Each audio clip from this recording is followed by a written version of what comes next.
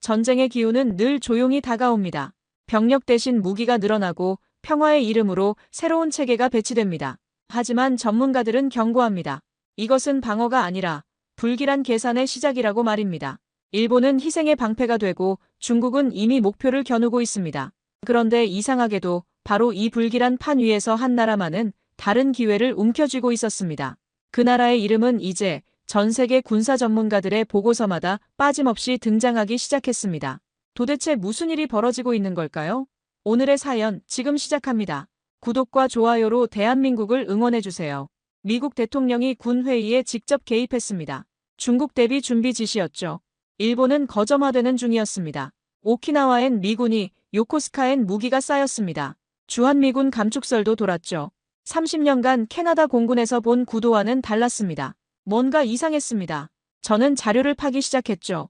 일본 기지 확장 이면에 숨겨진 전략이 있었습니다. 그 중심엔 한국이 있었습니다. 저는 리처드 맥케이입니다. 캐나다 공군 대령 출신이죠. 30년간 전투기 조종사로 작전 지휘관으로 복무했습니다. 나토 파병도 여러 차례 다녀왔습니다. 은퇴 후엔 오타와의 국방안보 싱크탱크에서 선임연구원으로 일하고 있습니다. 제 전문 분야는 전투기 운용과 국제방산 협력이죠. 특히 미국과 캐나다의 군사동맹 분석이 제 주특기입니다. 제 아버지는 냉전 시절 군인이었습니다. 평생 미국을 절대 신뢰했죠. 미국을 배신하지 마라. 아버지의 유언이었습니다. 저 역시 그렇게 믿으며 살아왔습니다. 하지만 지금 그 믿음이 흔들리고 있습니다. 30년간 공군에 몸담았지만 이런 흐름은 처음 봅니다. 미국 대통령이 군사회의에 직접 나타난 건 이례적이었습니다. 군 지휘체계엔 전통이 있습니다. 정치와 군사는 분리되어야 한다는 원칙이죠. 그런데 그 선이 무너졌습니다. 대통령이 직접 지휘관들에게 지시를 내렸습니다. 중국을 향한 대비 태세를 갖추라는 명령이었죠. 군 내부는 술렁였습니다. 이건 단순한 훈련 지시가 아니었습니다. 실전 준비였죠. 미군 병력이 움직이기 시작했습니다. 방향은 일본이었습니다. 오키나와 기지가 확장됐습니다. 요코스카 해군 기지엔 최신 구축함이 배치됐죠. 일본 열도 전체가 군사거점으로 변하는 중이었습니다. 언론은 이를 일본 강화라고 불렀습니다. 중국을 견제하기 위한 전진 기지라는 분석이었죠. 그런데 같은 시기 이상한 일이 벌어졌습니다. 주한미군 사령관의 직위가 문서에서 강등 표기된 겁니다. 미 국방부 공식 자료였습니다. 사성 장군 직위가 삼성으로 낮춰져 있었죠. 국방부는 즉각 해명했습니다. 단순한 행정 실수라고 말입니다. 하지만 저는 믿을 수 없었습니다. 30년간 군 문서를 다뤄본 사람으로서 압니다. 미 국방부는 이런 실수를 하지 않습니다. 특히 동맹국 사령관 직위 같은 민감한 사안에선 더욱 그렇죠. 주한미군 사령관 직위가 강등 표기된 사건은 단순한 실수가 아니었습니다. 이건 신호였습니다.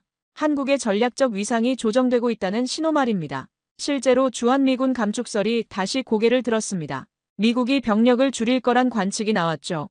한국 국민들은 불안해했습니다. 당연했습니다. 그들에겐 기억이 있었으니까요. 1950년 1월 애치슨 라인이었습니다. 미국 국무장관 딘 애치슨이 한국을 태평양 방어선에서 제외한다고 선언했죠. 그해 6월 북한이 남침했습니다. 한국인들은 그 역사를 잊지 않고 있었습니다. 저는 캐나다인으로서 과거 애치슨 라인의 역사를 떠올리지 않을 수 없었습니다. 이번에도 비슷한 구도가 보였습니다. 일본은 강화되고 한국은 약화되는 것처럼 보였죠. 미국이 한국을 버리고 일본에 집중하는 게 아닌가 하는 우려가 퍼졌습니다. 하지만 저는 뭔가 이상하다고 느꼈습니다. 군사 전략엔 논리가 있습니다. 일본만 강화한다. 그게 합리적일까요? 일본은 중국과 가깝습니다. 너무 가깝죠. 만약 충돌이 일어난다면 일본은 중국 미사일의 1순위 타깃이 될 겁니다. 중국의 둥펑 시리즈 미사일은 이미 실전 배치됐습니다. 둥펑 21, 둥펑 26이들은 오키나와와 도쿄를 사정권에 두고 있습니다. 만약 미중 충돌이 난다면 일본 열도는 불바다가 될 겁니다. 미국이 이걸 모를 리 없습니다. 그렇다면 왜 일본에만 집중하는 걸까요? 저는 자료를 뒤지기 시작했습니다. 미군 배치 현황, 무기 이동 기록, 작전 계획서 공개된 자료만 봐도 흐름이 보였습니다. 일본 기지 확장은 사실이었습니다. 하지만 그게 전부가 아니었습니다.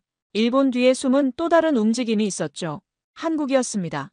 주한미군 병력은 감축 논의 중이었습니다. 하지만 무기는 늘고 있었습니다. 한국에 배치된 첨단 무기 목록을 보는 순간 제 손이 멈췄습니다. IFPC, 즉 간접 화력 방호 체계였습니다. 미국이 개발한 최신 방공 시스템이죠. 이게 한국에 배치됐습니다. 세계에서 처음이었습니다. MQ-9 리퍼 무인기도 한국에 왔습니다. 정찰과 타격을 동시에 수행하는 최신 무인기죠. 미군이 가장 아끼는 자산입니다. 이게 뭘 의미할까요? 병력은 줄지만 무기는 늘어난다. 이게 미국의 전략이었습니다. 그리고 그 무대는 한국이었습니다. 일본은 겉으로 드러난 방패였습니다. 하지만 한국은 숨겨진 창이었죠. 미국은 일본을 전면에 내세우며 한국을 전략 거점으로 키우고 있었습니다. 그 와중에 뜻밖의 나라가 새로운 중심으로 떠올랐습니다. 한국이었습니다. 한국군의 전력도 급성장하고 있었습니다. 세계 5위 수준이라는 평가가 나왔죠. K2 전차, K9 자주포, 잠수함, 미사일 모두 자체 생산이었습니다. 과거 한국은 무기를 사는 나라였습니다. 하지만 이젠 만드는 나라였습니다. 수출까지 하고 있었죠. 일본은 방패막이가 되었고 그 순간 한국이 제 눈에 들어오기 시작했습니다. 미국의 전략이 보이기 시작했습니다. 일본은 중국의 시선을 끌미끼었습니다. 한국은 실전을 준비하는 칼날이었죠. 만약 전쟁이 난다면 어떻게 될까요? 중국은 일본을 먼저 칠 겁니다. 오키나와, 요코스카 미군 기지가 집중된 곳들이죠. 일본은 첫 타격을 받을 겁니다. 그 사이 한국은 방어 태세를 갖추고 반격을 준비할 겁니다. 첨단 방공망으로 미사일을 막고 무인기로 정찰하며 자체 무기로 대응하는 겁니다. 우리가 미국만 믿을 수 없다는 현실이 드러나고 있습니다. 저는 책상 앞에 앉아 생각했습니다. 캐나다는 어떻게 해야 할까요? 우리도 미국에만 의존하고 있습니다. F-35 전투기도 미국 것이죠. 만약 미국이 변한다면 우리도 대비해야 하지 않을까요? 그 순간 한국이란 나라가 제게 새로운 의미로 다가왔습니다. 한국이 제 눈에 들어온 순간부터 저는 자료를 파기 시작했습니다. 공개된 보고서, 군사 분석 자료, 언론 기사, 한국에 관한 모든 걸 찾아봤죠. 솔직히 한국 전투기가 캐나다에서 거론될 줄은 몰랐습니다. 하지만 지금 제 앞엔 놀라운 데이터가 쌓여 있었습니다. 한국의 군사력 성장 궤적이었죠. 숫자로 보니 더 명확했습니다. 한국군 전력은 세계 5위 수준이었습니다. 불과 20년 전만 해도 상상할 수 없던 순위였죠. K2 전차는 3.5세대 최신형이었습니다. K9 자주포는 이미 유럽과 중동에 수출되고 있었습니다. 그들의 자주포와 잠수함 생산 능력을 보며 저는 놀라움을 감출 수 없었습니다. 잠수함도 자체 제작하고 있었습니다. 214급, 그리고 차기 잠수함까지 개발 중이었죠. 미사일은 어땠을까요? 현무 시리즈가 실전 배치됐습니다. 사거리 수백 킬로미터급이었습니다. 과거 한국은 무기를 수입하던 나라였습니다. 미국산, 독일산, 프랑스산 외국 무기로 군대를 채웠죠. 하지만 이젠 달랐습니다. 만들고 개량하고 수출까지 하고 있었습니다. 한국군은 이제 더 이상 미군의 그림자가 아니었습니다. 주한미군 감축서를 다시 들여다봤습니다. 처음엔 위기처럼 보였죠. 미군이 떠나면 한국이 약해질 거라 생각했습니다. 하지만 한국 내부 반응은 달랐습니다. 일부 전문가들은 오히려 기회라고 말했습니다. 자주 국방을 강화할 수 있는 계기라는 분석이었죠. 한국군이 독자적으로 작전을 수행할 능력을 키울 수 있다는 겁니다. 저는 처음엔 그저 과장된 보도라고 생각했습니다. 하지만 자료를 보면 볼수록 현실이었습니다. 한국은 이미 강군이 되어 있었죠. 미군 병력 감축이 논의되는 동안 무기는 오히려 늘고 있었습니다. IFPC 방공 시스템이 대표적이었죠. 이건 미국이 개발한 최신 방공 체계였습니다. 드론, 순항 미사일, 로켓포 이 모든 걸 요격할 수 있는 시스템이었습니다. 그런데 이게 한국에 처음 배치됐습니다. 미국 본토도 아니고 유럽 동맹국도 아닌 한국이었습니다. 왜일까요? 답은 간단했습니다. 한국이 실전 시험장이었기 때문입니다. 북한의 위협이 상존하는 환경이죠. 드론 공격, 미사일 위협 한국만큼 방공체계를 시험할 곳이 없었습니다. 미국은 한국을 무기 실험장으로 활용하고 있었습니다. MQ-9 리퍼 무인기도 마찬가지였습니다. 정찰과 타격을 동시에 수행하는 최신 무인기죠. 이게 한국에 배치됐습니다. 미군이 직접 운용하지만 한국군과 정보를 공유했습니다. 병력은 줄지만 무기는 늘어난다. 이게 미국의 전략이었죠. 그리고 그 무대는 한국이었습니다. 저는 싱크탱크에서 이 자료를 발표했습니다. 동료들은 반신반의했지만 데이터는 명확했습니다. 일본과 비교하면 더 명확했습니다. 일본도 군사력을 키우고 있었죠. 하지만 방식이 달랐습니다. 일본은 미국 무기를 사들였습니다. F-35 전투기, 이지스 구축함, 패트리어트 미사일 모두 미국제였습니다. 한국은 달랐습니다. 물론 미국 무기도 샀습니다. 하지만 동시에 자체 무기를 만들었죠. 심지어 수출까지 했습니다. 이 차이가 뭘 의미할까요? 자율성이었습니다. 일본은 미국에 의존했습니다. 한국은 독자성을 키웠죠. 만약 미국이 무기 공급을 끊는다면 일본은 멈춥니다. 한국은 계속 움직입니다.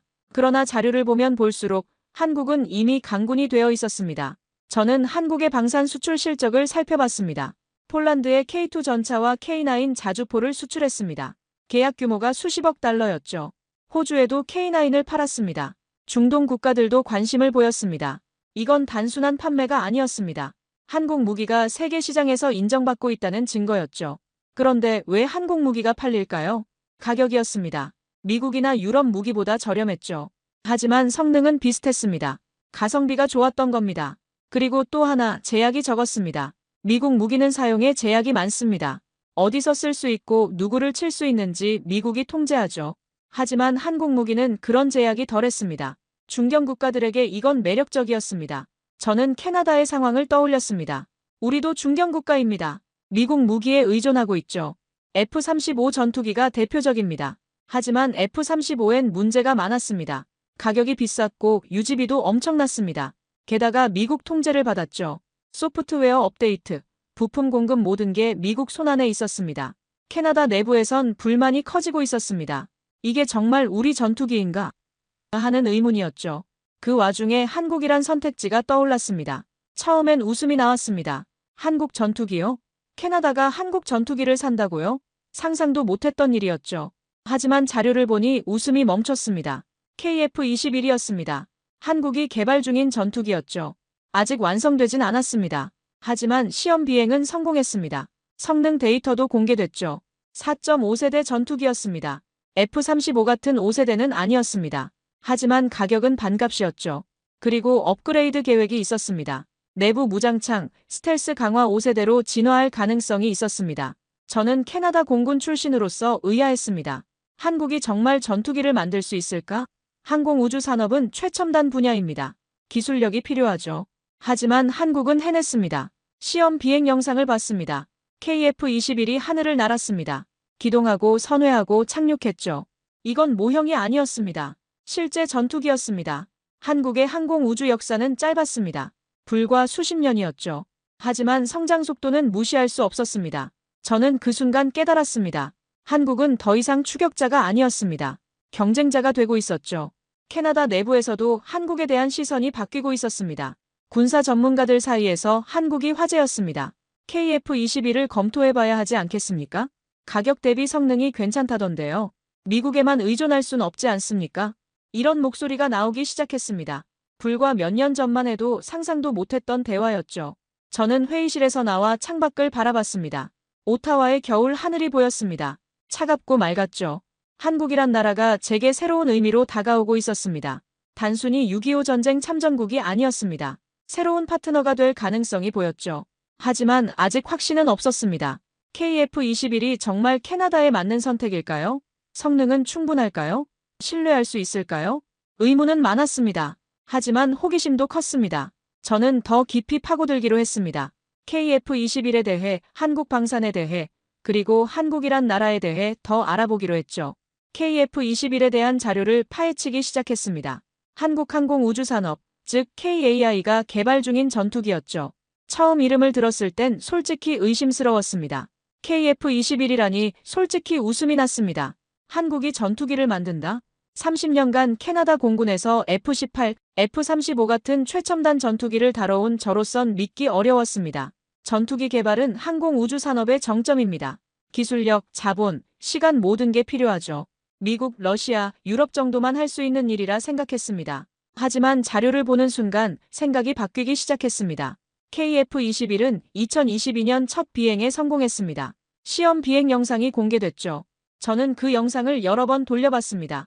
이륙, 기동, 선회, 착륙 모든 과정이 매끄러웠습니다. 하지만 비행 시험 영상을 본 순간 제 시선이 바뀌었습니다. 이건 모형이 아니었습니다. 실제로 날 수 있는 전투기였죠.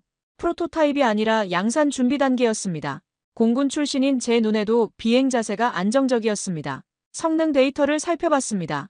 최고 속도 마하 1.8, 전투 반경 약 900km, 무장 탑재량 7.7톤 수치만 봐도 괜찮았습니다. 4.5세대 전투기로 분류됐죠. F-35 같은 5세대는 아니었습니다. 스텔스 성능이 완전하지 않았고 내부 무장창도 없었습니다. 하지만 가격은 F-35의 절반 수준이었습니다. 그리고 중요한 건 업그레이드 계획이 명확하다는 점이었습니다. 한국은 KF-21을 단계적으로 발전시킬 계획이었습니다. 블록 1은 기본형, 블록 2는 내부 무장창 추가, 블록 3는 스텔스 강화 로드맵이 공개돼 있었습니다. 내부 무장창, 스텔스 강화 이건 단순한 4.5세대가 아니었습니다. 이건 5세대로 진화할 수 있는 플랫폼이었습니다. 처음부터 완벽하진 않지만 점진적으로 발전시킬 수 있는 구조였죠. 저는 이 접근 방식이 현실적이라고 느꼈습니다. F-35는 처음부터 5세대를 목표로 했습니다. 하지만 그 때문에 개발 기간이 20년 넘게 걸렸고 비용이 천문학적으로 불어났죠. 반면 KF-21은 단계적으로 목표를 달성하는 전략이었습니다. 현실적이었습니다. 그리고 중견 국가들에게 매력적이었죠. 캐나다에서도 F-35 논란이 뜨거웠습니다. 도입 비용만 수백억 달러였습니다. 유지비는 더 심각했죠. 한 대당 연간 유지비가 수백만 달러였습니다. 게다가 운용 제약이 많았습니다. F-35는 우리가 소유한 게 아니라 빌려 쓰는 것에 불과했습니다. 소프트웨어 업데이트는 미국이 통제했습니다. 부품 공급도 미국 손에 달려 있었죠. 심지어 어디에 배치할지, 어떤 작전에 투입할지도 미국과 협의해야 했습니다. 이게 정말 우리 전투기인가 하는 의문이 들었습니다. 만약 미국이 F-35 지원을 끊는다면 캐나다 공군은 마비될 겁니다. 부품이 없으면 날 수 없고 소프트웨어 업데이트가 없으면 작전을 수행할 수 없으니까요. 이건 안보 주권의 문제였습니다. 저는 한국 방산의 역사를 더 깊이 살펴봤습니다. 놀라운 궤적이었습니다. 한국은 과거 무기를 수입하던 나라였습니다. 1970년대까지만 해도 거의 모든 무기가 외국제였죠. 미국산, 독일산, 프랑스산 의존이 심각했습니다. 하지만 1980년대부터 자체 개발을 시작했습니다. K1 전차가 첫 성과였죠. 미국 기술을 도입했지만 한국이 직접 만들었습니다. 그 다음은 K9 자주포였습니다. 이건 독자 설계 비율이 높았죠. 2000년대 들어 수출이 시작됐습니다. K9이 터키에 팔렸습니다. 폴란드에도 팔렸죠. 가격 대비 성능이 좋았기 때문입니다. 그들의 항공 우주 역사는 짧았지만 성장 속도는 무시할 수 없었습니다. T-50 고등훈련기가 첫 항공기였습니다. 미국 로키드 마틴과 공동 개발했죠.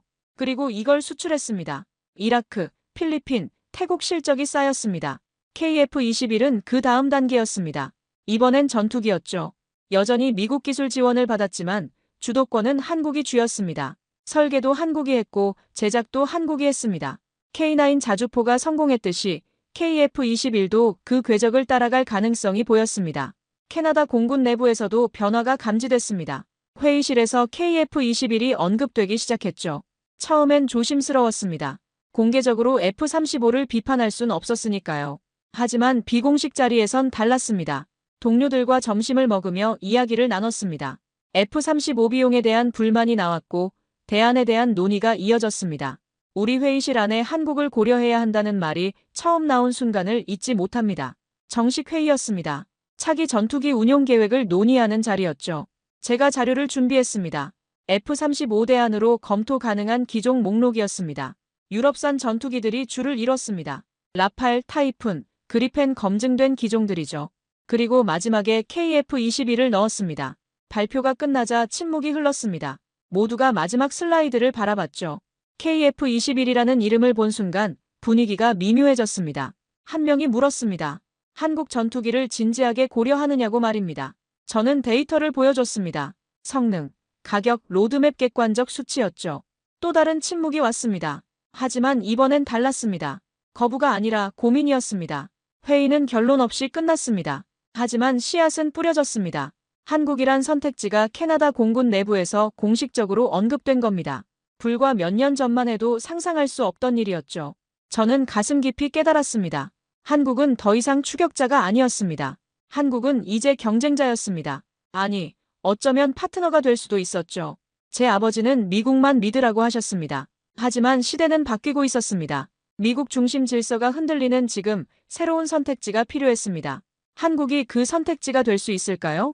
KF-21은 완벽하진 않았습니다. 그러나 분명히 미래가 있었습니다.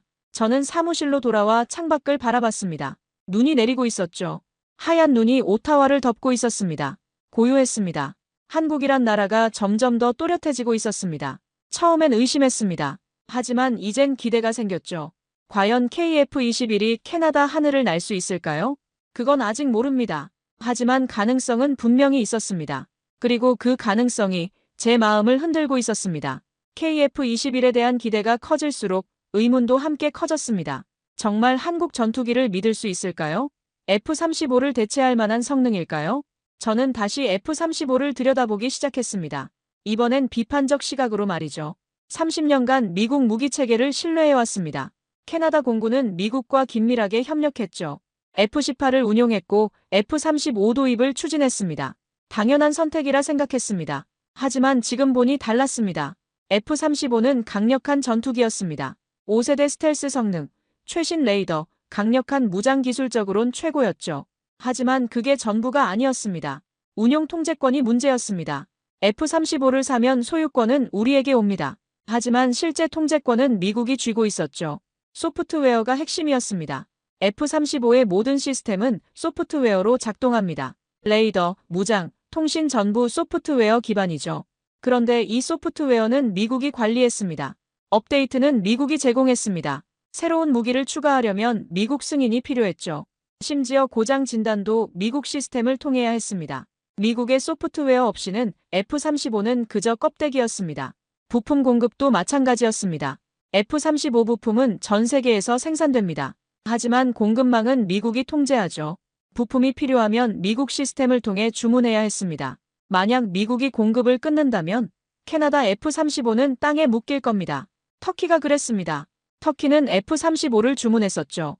하지만 러시아 무기를 산다는 이유로 미국이 공급을 중단했습니다. 터키가 이미 낸 돈도 돌려주지 않았죠.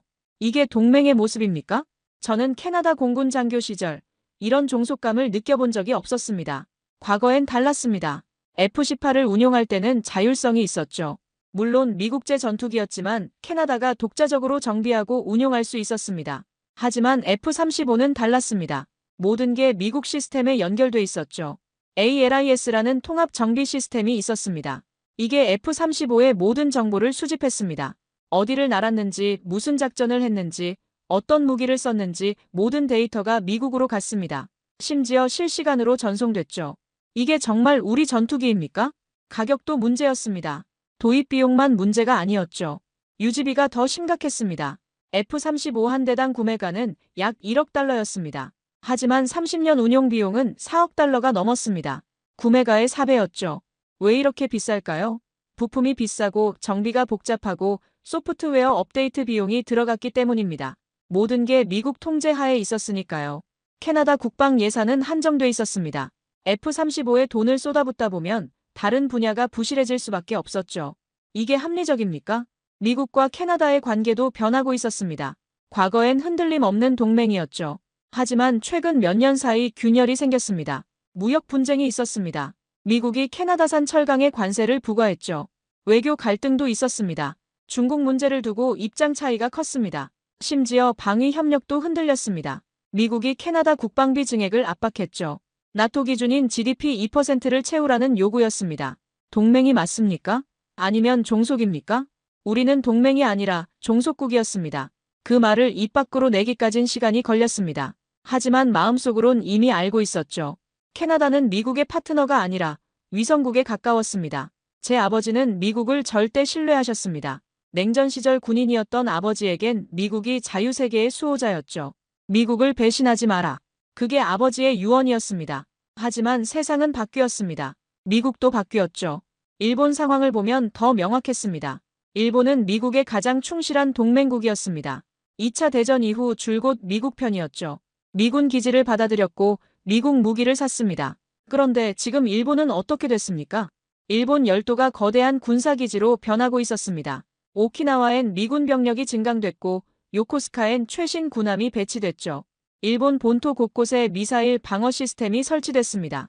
표면적으론 일본 방어 강화처럼 보였습니다. 하지만 실제론 달랐죠. 중국의 둥펑 미사일이 떨어질 곳은 도쿄와 오사카였습니다. 만약 미중 충돌이 일어난다면 일본이 첫 타격을 받을 겁니다.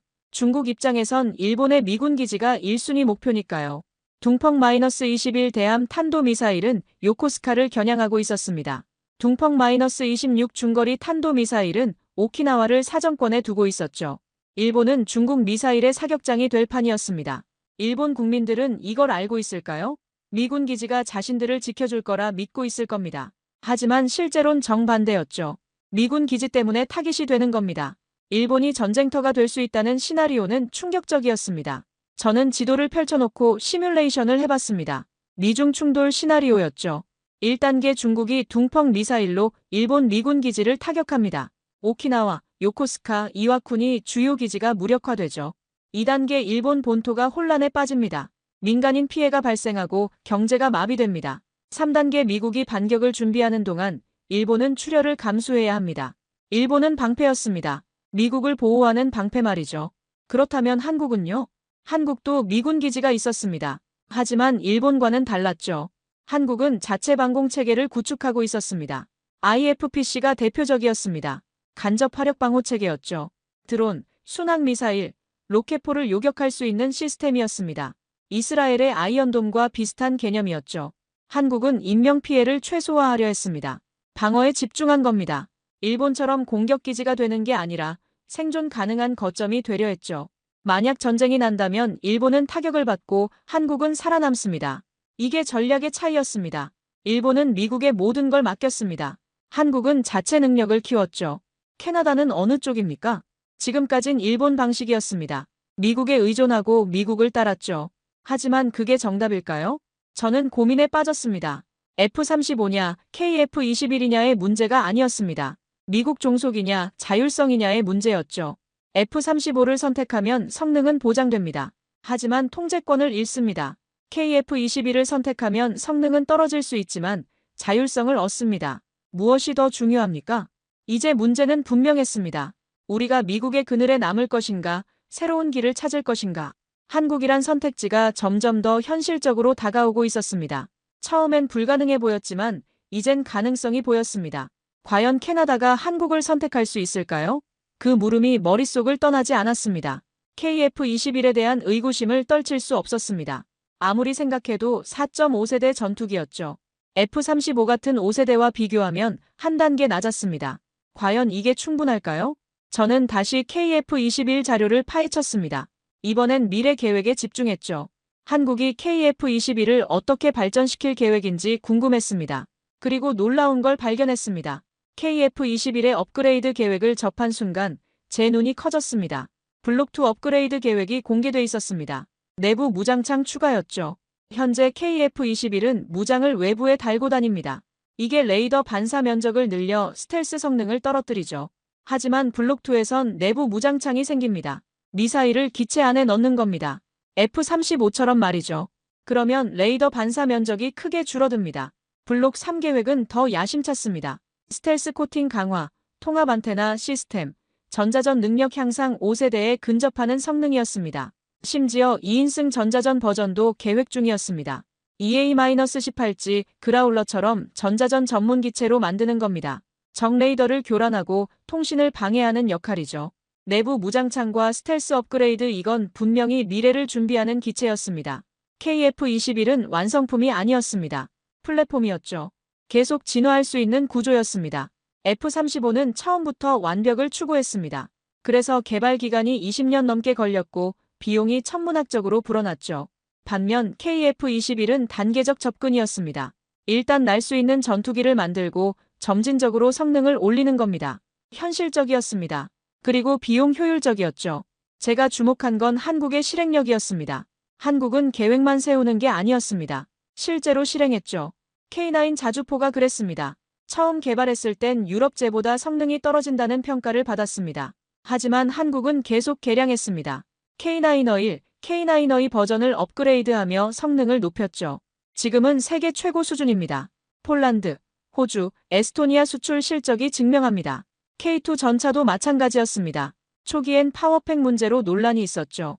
독일제 엔진을 쓰다가 국산 엔진을 개발했습니다. 시행착오가 있었지만 결국 해냈습니다. K9 자주포, K2 전차를 수출하던 그 나라가 이제 전투기를 내놓고 있었습니다. 이게 한국의 방식이었습니다. 완벽하지 않아도 일단 시작하고 계속 개선하는 겁니다. 실용주의였죠. KF-21도 그 궤적을 따를 가능성이 높았습니다. 저는 한국방산의 성장 곡선을 그려봤습니다. 1980년대 K1 전차부터 시작해서 K9 자주포, K2 전차, T-50 훈련기, 그리고 KF-21까지 일관된 상승 곡선이었습니다. 실패도 있었습니다. K1 전차는 미국 기술 의존도가 높았죠. 초기 잠수함은 독일 설계를 그대로 썼습니다. 하지만 시간이 지나며 독자 개발 비율이 높아졌습니다. K2 전차는 거의 순수 국산이었습니다. 잠수함도 독자 설계 비율을 높이고 있었죠. KF-21은 인도네시아와 공동 개발이긴 했지만 핵심 기술은 한국이 보유했습니다. 이 추세라면 KF-21도 성공할 겁니다. 캐나다 언론에서도 KF-21이 언급되기 시작했습니다. 방산 전문 매체가 먼저였죠. 캐나다 차기 전투기 대안으로 떠오른 한국 KF-21이란 제목의 기사였습니다. 기사는 신중했습니다. KF-21의 장점과 단점을 균형 있게 다뤘죠. 가격 경쟁력은 인정했지만 검증 부족을 지적했습니다. 하지만 기사가 나왔다는 것 자체가 의미 있었습니다. 불과 2년 전만 해도 상상할 수 없던 일이었죠.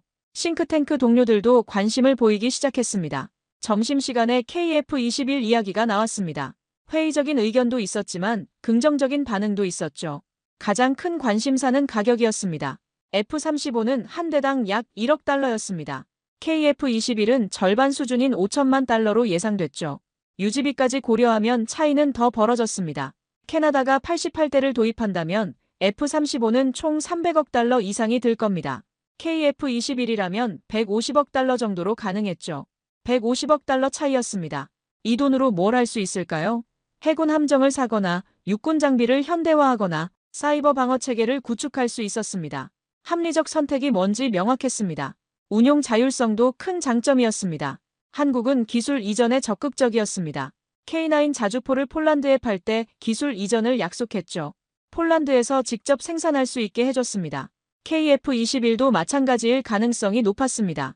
구매국이 원한다면 기술 이전을 고려할 겁니다. 그러면 캐나다가 독자적으로 정비하고 업그레이드할 수 있죠. F-35와는 정반대였습니다. 저는 한국 방산 전략을 분석하기 시작했습니다. 왜 한국은 수출에 성공하고 있을까요? 첫째, 가격이었습니다. 미국이나 유럽제보다 20-30% 저렴했죠. 둘째, 성능이었습니다. 저렴하지만 성능은 비슷했습니다. 가성비가 좋았죠. 셋째, 유연성이었습니다. 구매국 요구에 맞춰 커스터마이징을 해줬습니다. 기술 이전도 협상 가능했죠. 넷째, 정치적 제약이 적었습니다. 미국 무기는 사용 제약이 많습니다. 어디에 쓸 수 있고 누구를 칠 수 있는지 미국이 통제하죠. 한국 무기는 그런 제약이 적었습니다. 중견 국가들에겐 이게 매력적이었습니다. 폴란드가 대표적이었습니다. 폴란드는 러시아 위협에 대비해 군을 현대화하고 있었죠. 미국 무기만 사기엔 예산이 부족했습니다. 그래서 한국을 선택했습니다. K2 전차 1000대, K9 자주포 600문, FA-50 경공격기 48대 대규모 계약이었습니다. 폴란드는 한국 무기로 군을 재무장하고 있었죠.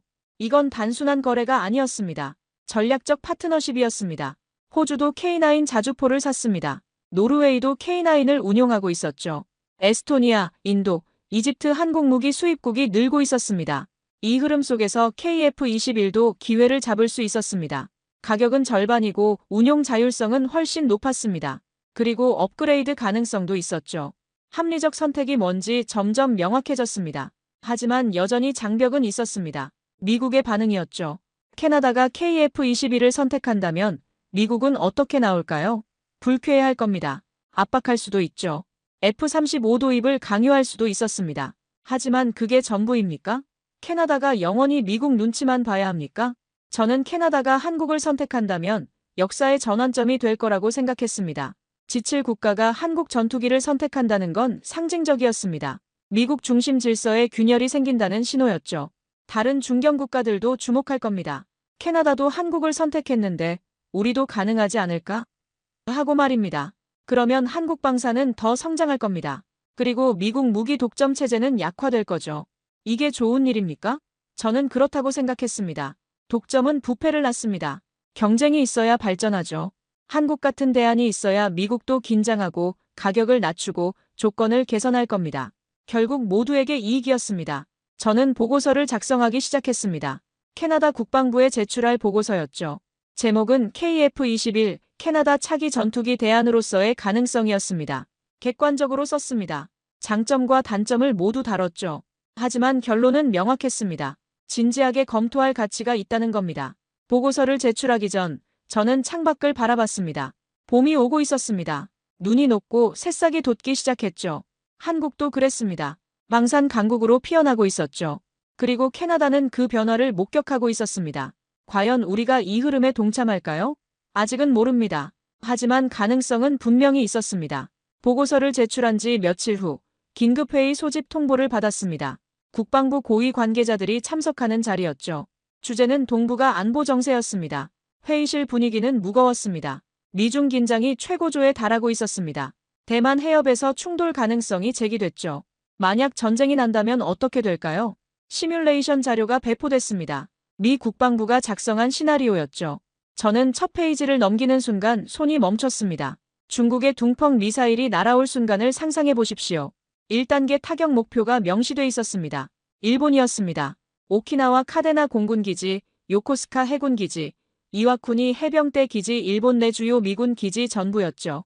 중국 입장에선 합리적이었습니다. 미군 전력을 무력화시키는 가장 빠른 방법이었으니까요. 둥펑-21D 대함 탄도미사일은 요코스카를 겨냥하고 있었습니다. 미 해군 7함대 사령부가 있는 곳이죠. 항공모함이 정박해 있었습니다. 둥펑-26 중거리 탄도미사일은 오키나와를 사정권에 뒀습니다. 카데나 기지엔 F-15, F-22 같은 최신 전투기들이 배치돼 있었죠. 시나리오는 구체적이었습니다. 개전 첫 30분 이내 중국이 수백 발의 미사일을 발사한다는 겁니다. 일본 본토가 불바다가 될 거라고 적혀 있었죠.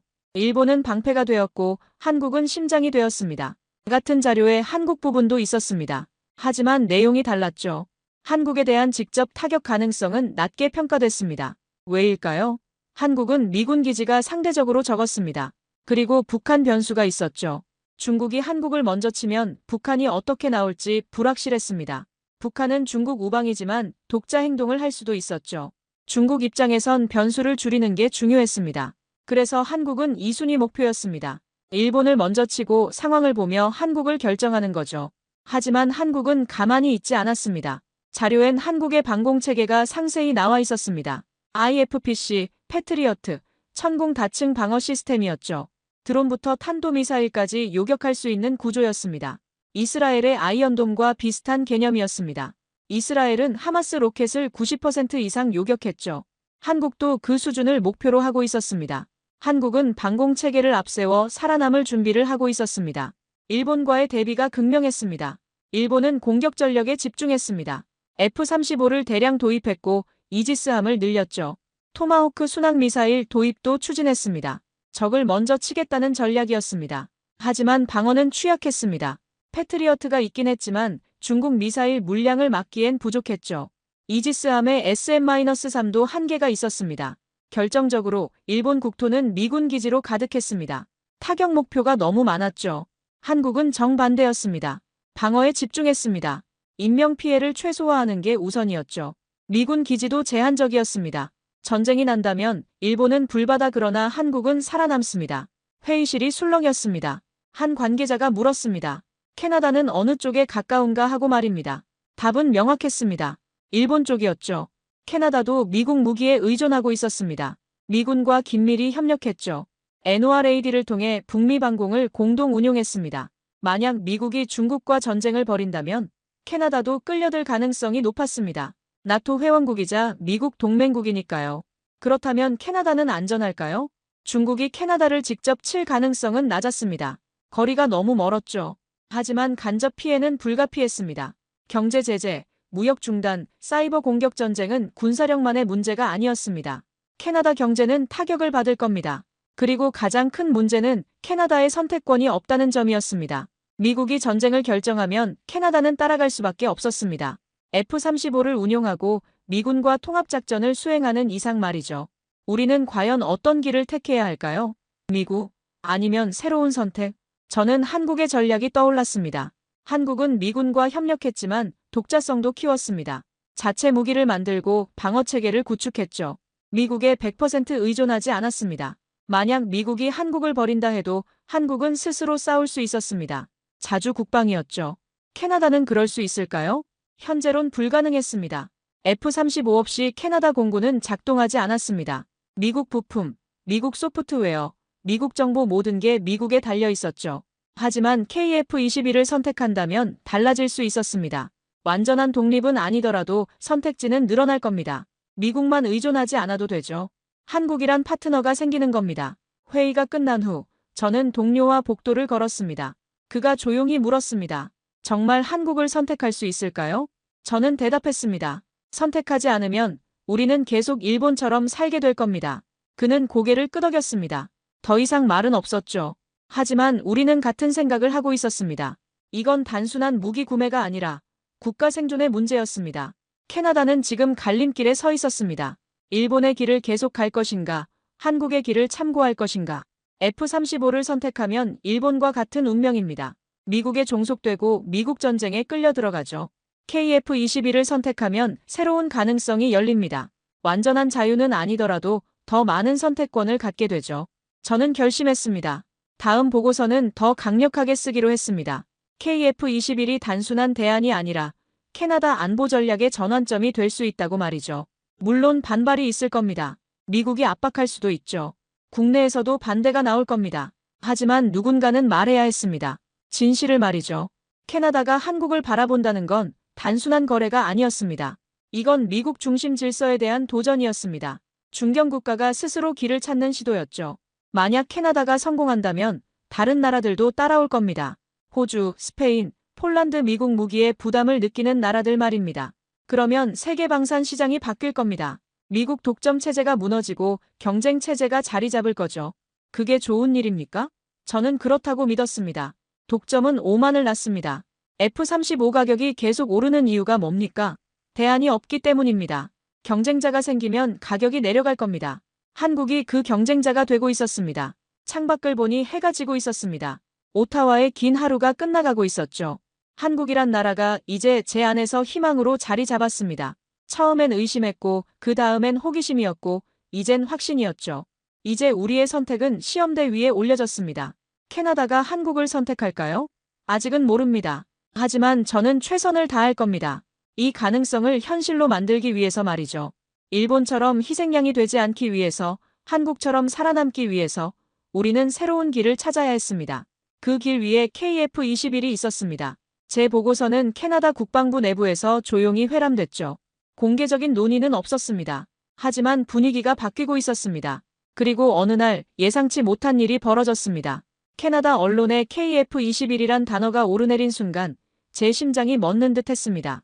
주요 일간지였습니다. 캐나다 공군, 한국산 전투기 검토 중이란 제목이었죠. 기사는 신중했지만 내용은 구체적이었습니다.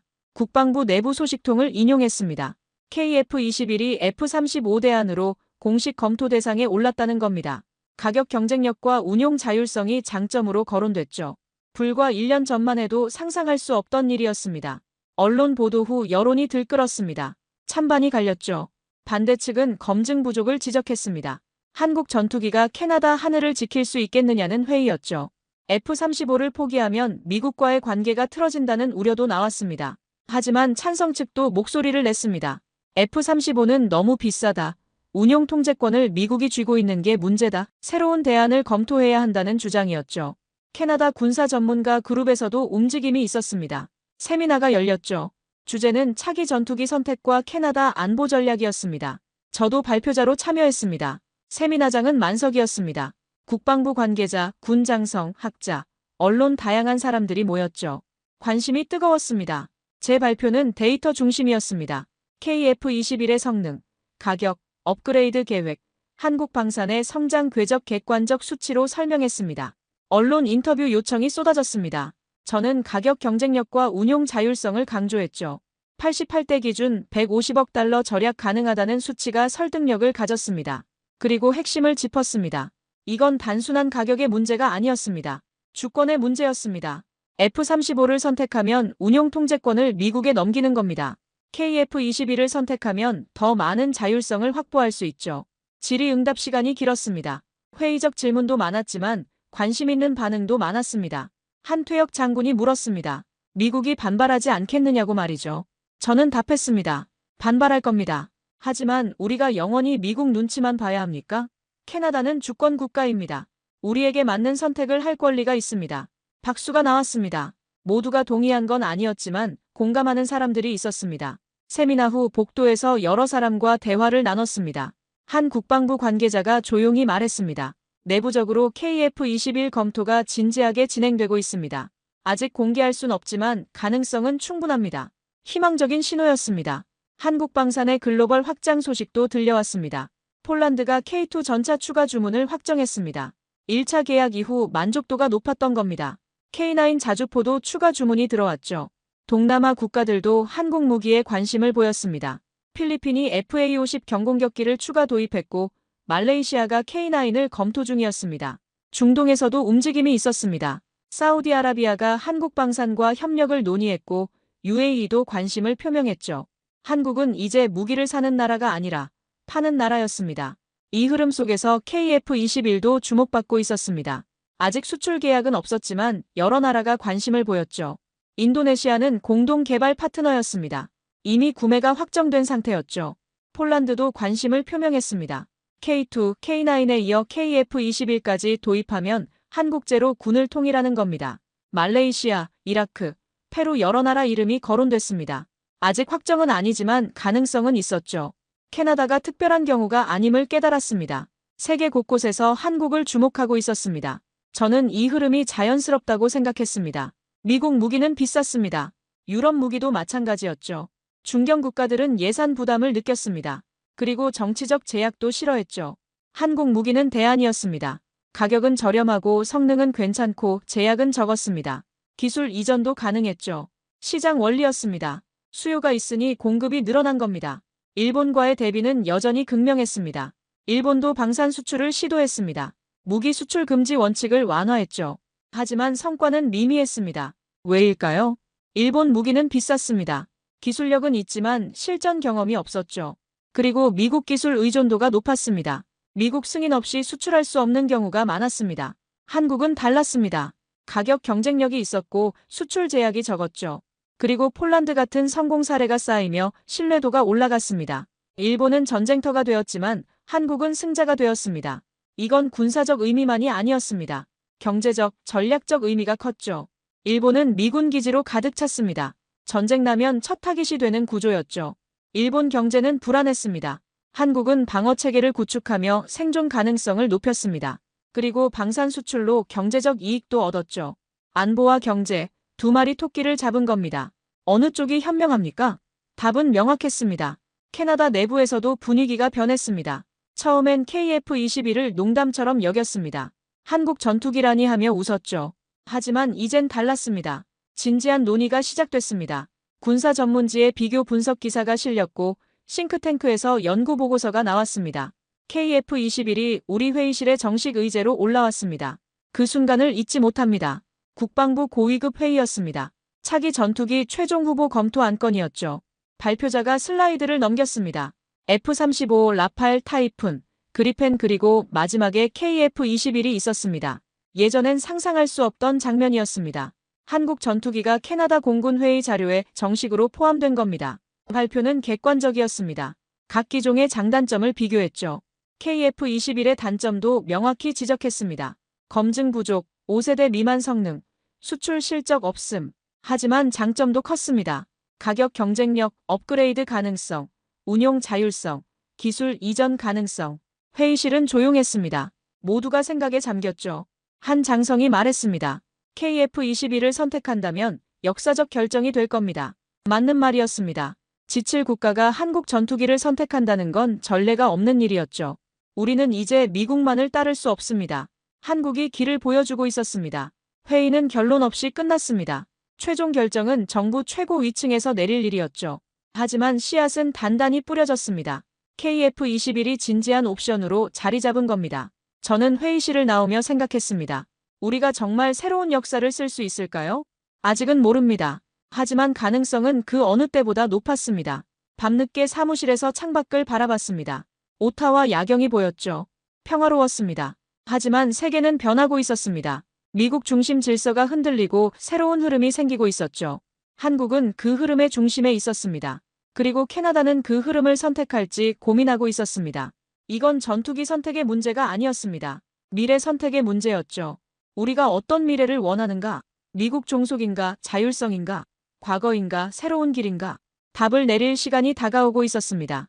캐나다 국방 분석 세미나가 끝난 후 저는 다시 자료를 정리하기 시작했습니다. 한국에 대한 모든 정보를 모았죠. 군사력, 방산 수출, KF-21 개발 현황, 그리고 동북아 전략.